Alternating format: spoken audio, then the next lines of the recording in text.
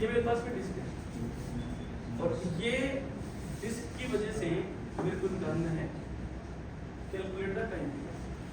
ठीक है, अब सबसे पहले तो बताओ सर कि कैसे निकालोगे टाइम पीरियड। डिस्क को लिए है तो सर आप फिक्स कहाँ से कर लो, तो सर मैं यहाँ से करता हूँ, यहाँ से मैंने इसको ठोक दिया है मतलब ये मैंने ली डिस्क और डिस्क को लेके मैंने यहाँ से क्या कर दिया, ठीक है। अब ठोकने के बाद में आपको पता है कि सिचुएशंस क्या है। अब इसका सेंटर ऑफ मास क्या है, थोड़ा सा बीच में बोलो माइनस, तो जो एलसी जो थी वो क्या हो गई है, आर इक्वल टू क्या हो गया है, अंडरस्टैंड। ये हमारा सेंटर ऑफ मास जो बिल्कुल है, बोलो माइनस। अब यहाँ से अपने को निकालना है इसका टाइम पीरियड। अब टाइम पीरियड कैसे निकालेंगे, तो सब थोड़ा इसको इधर इसका जैसा ना जैसा कैसे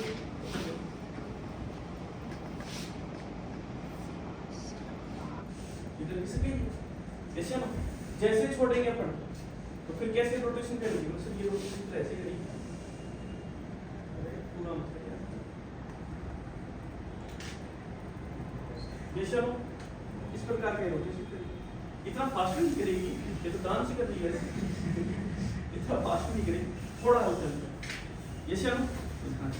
तो अब इसका टाइम पीरियड पर निकालना चाहते हैं तो सर देखो मेरे को जो जो बातें थी वो पता चल गई, लेकिन मेरे को एक बात पता नहीं चली, तो सर क्या, जैसे देखो एल से मेरे को पता चल गया कितना है, सेंटर ऑफ मास के इसके बीच की डिस्टेंस हो गई क्योंकि रेडियस के बराबर आ रही है।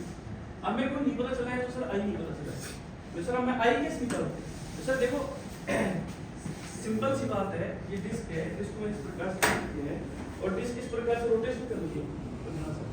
अब इसका इस प्रकार से रोटेशन कर रही है तो मतलब इस एक्सिस के रेस्पेक्ट में रोटेशन हो रहा है इसका, जैसे हम तो सर इसका सेंटर ऑफ मास क्या है, इसकी मोमेंट ऑफ इनर्शिया क्या है, तो सर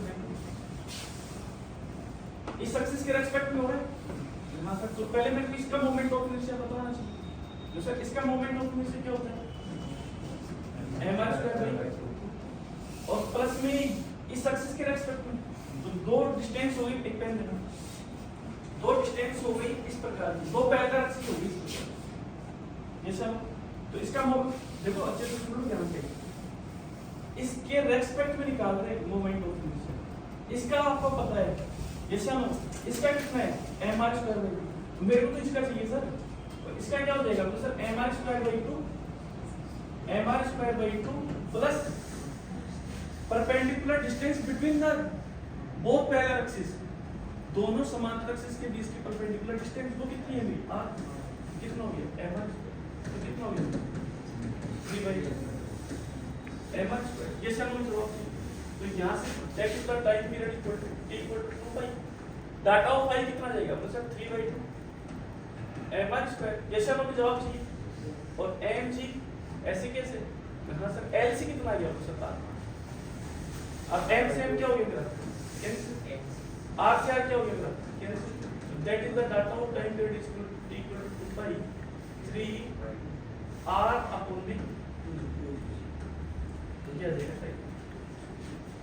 अब ये इस प्रकार से रोटेशन करेगी सर, मैंने यहाँ से इसको फिक्स कर दिया है, यहाँ से फिक्स किया है, हिंज यहाँ से किया है, तो हिंज यहाँ से किया है तो ये थोड़ा सा ऐसे गई और इस प्रकार से रोटेशन करेगी।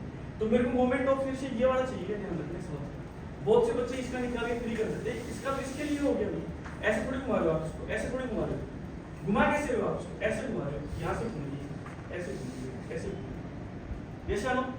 तो यहाँ के लिए मोमेंट ऑफ इनर्शिया कितना आएगा 3/2 mr²। ये बात कितने बच्चों को पता चली सर, ये कैसे किया अपन ने, वो पैरेलल एक्सिस वाली थ्योरम नहीं पढ़ी थी, पैरेलल एक्सिस वाली थ्योरम क्या थी, तो sir Iz equal to centre of mass से पास होने वाली मोमेंट ऑफ इनर्शिया प्लस उसका मास और दोनों एक्सिस की परपेंडिकुलर डिस्टेंस उसका स्क्वायर। ये सब हमें जवाब चाहिए। इस प्रकार से मेरा इसका क्या आएगा टाइम पीरियड। आप इसको देखो थोड़ा सा और मॉडिफाई करते हैं इसको अच्छे से। सर ये तो आपने बोली थी सर, अब मैं ले रहा हूँ एक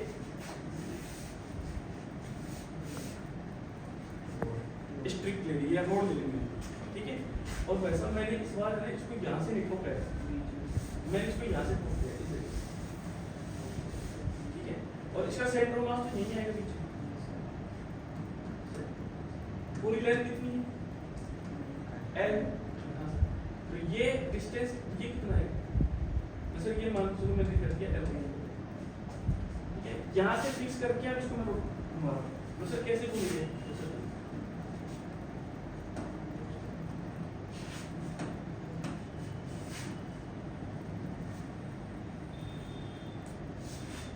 सर इसको घुमाना है इस प्रकार से ये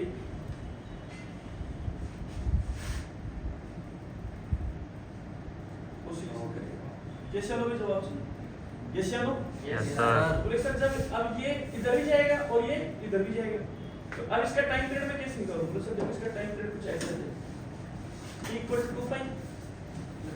तो सबसे पहले तो अपने को आई है और एम जी एल सी, अब आपको समझ में आ गई तो कि सर एल सी क्या है, जहां से फोकस है वो और सेंटर ऑफ मास जो ये है इसके बीच की, तो ये एल सी तो आपको ठिकाना कितना है L/4 और आई का डाटा निकाल लो। अब आई कैसे निकालेंगे सर, तो आई ऐसे निकलेगा कि अपन ने पहले पढ़ा होगा किसी कभी देखा होगा आपने इलेवेंथ क्लास में कि रोड के सेंटर से मोमेंट ऑफ इनर्शिया होता है वो होता है ml square upon v square, ठीक है। जैसे हमें जवाब चाहिए, अब जिसको नहीं पता है थोड़ा सा संयम रखिए, जो भी चैप्टर चलेगा तब बता दिया जाएगा, ठीक है ना।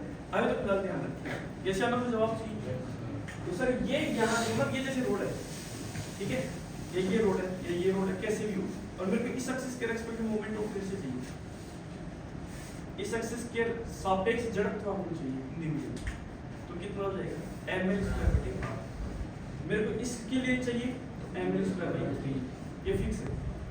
ऐसा लो मेरे को इसके लिए चाहिए तो ml स्क्वायर बाई 3, लेकिन इसके लिए कितना आएगा ml स्क्वायर बटे 5। तो सर ये जो मेरा हो गया ml स्क्वायर बटे 12 प्लस और ये बीच की डिस्टेंस बोलो है यस तो कितना आएगा m L/4 का तो data of movement of this कितना है ml स्क्वायर बटे 12 प्लस ml स्क्वायर बटे 16, तो रिजल्ट कितना जाएगा, तो सर 12 प्लस 16, इधर तो 16 ml स्क्वायर प्लस इधर 12 ml स्क्वायर, बोलो हाँ है ना। तो रिजल्ट जो आ जाएगा मेरा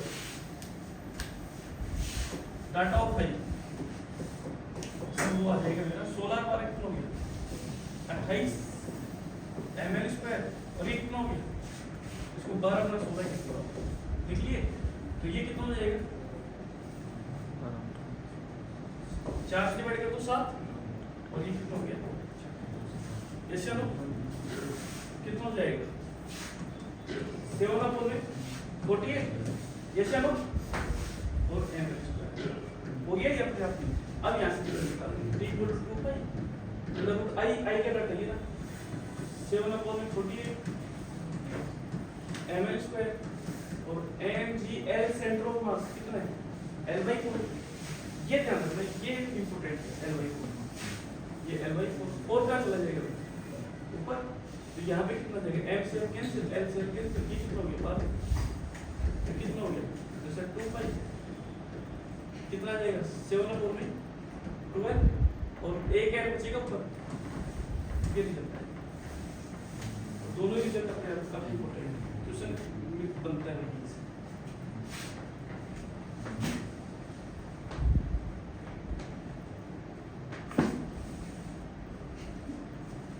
yes या no, यस सर। मजा नहीं है सुनिए yes या no, यस सर।